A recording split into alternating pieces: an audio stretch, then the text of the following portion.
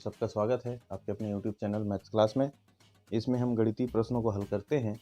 अभी हम कक्षा 9वीं के अध्याय 4 बहुपद से प्रश्नावली 4.3 का 10वां प्रश्न हल करने वाले हैं, जिसमें कहा गया है निम्नलिखित का गुणा कीजिए। यहाँ 3 प्रश्न हैं, हम बारी बारी से हल करेंगे। पहला प्रश्न जो आपके सामने है, 3x धन 4 का 7x का घात 2 धन 2x धन 1 से गुणा करने के लिए कहा गया है। 3x प्लस 4 का 7x square plus 2x plus 1 से मल्टीप्लाई करना है। तो हम इसको लिख लेते हैं साथियों इस प्रकार से, 3x plus 4 into 7x square plus 2x plus 1।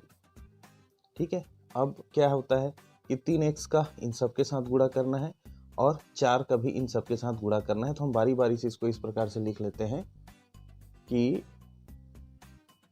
3x into 7x square plus 2x plus 1।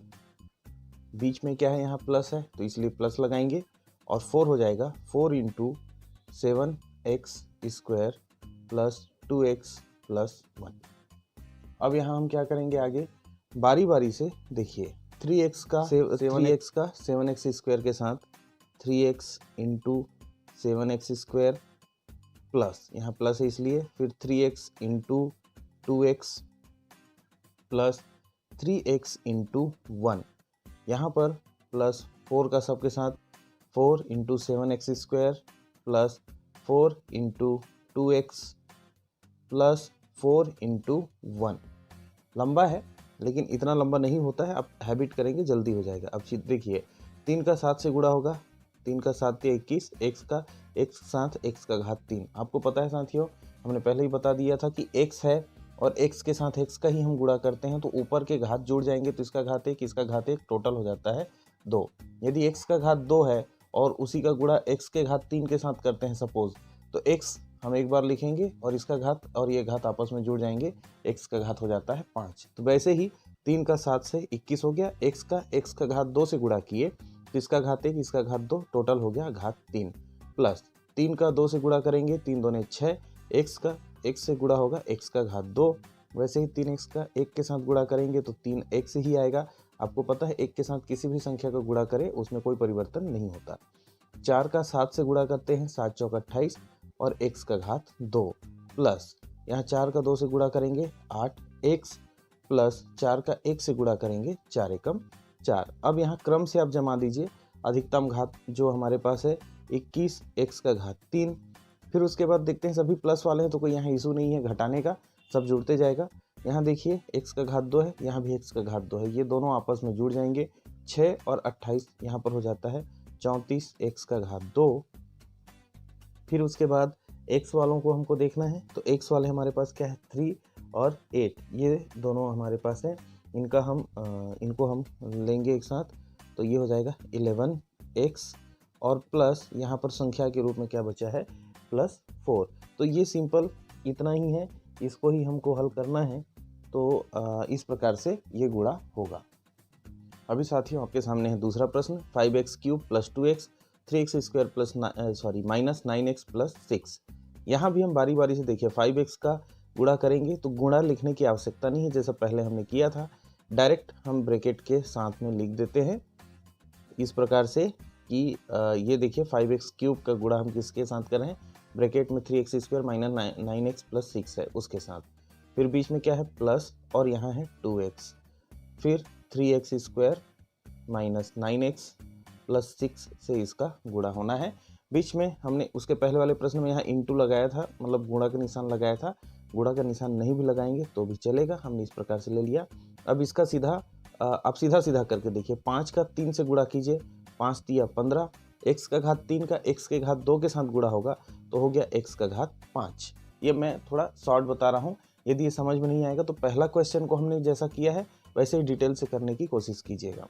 अब यहाँ पर आता है 5 का फिर 9 से गुणा होगा, 5 निया 45 और देखिए ये माइनस है, ये बाहर वाला प्लस है इसलिए क्या हो जाएगा यहाँ माइनस, और x का घात 3 का x के साथ गुणा करेंगे तो आ जाएगा x का घात 4, क्योंकि इसका घात 3 और इसका घात 1 टोटल हो गया 4। अब 5 का 6 से गुणा करेंगे, 5 छक्के 30, x का घात 3।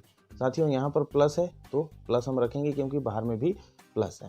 अब उसी तरीके से 2x का गुणा होगा 3 के साथ, तो 3 दूने 6, x का x के साथ x का घात 3, प्लस और माइनस का, माइनस 2 का 9 से 18 और x का x के साथ x का घात 2।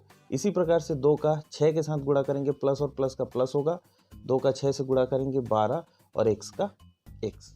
अब क्रम से जमा दीजिए, अधिकतम घात 15 ही है, 5 है, तो 15x का घात 5, 4 वाले और कोई नहीं है, यही है, तो -45x⁴। उसके बाद देखिए घात 3 वाले 2 हैं और दोनों ही प्लस है, तो 30 में 6 जुड़ जाएगा, ये बन जाएगा 36x का घात 3। उसके बाद साथियों घात 2 वाला एक ही है, ऋण 18x का घात 2 और फिर आ जाएगा 12x। ये इसका दूसरे प्रश्न का आंसर। अब चलिए करके देखते हैं तीसरा प्रश्न।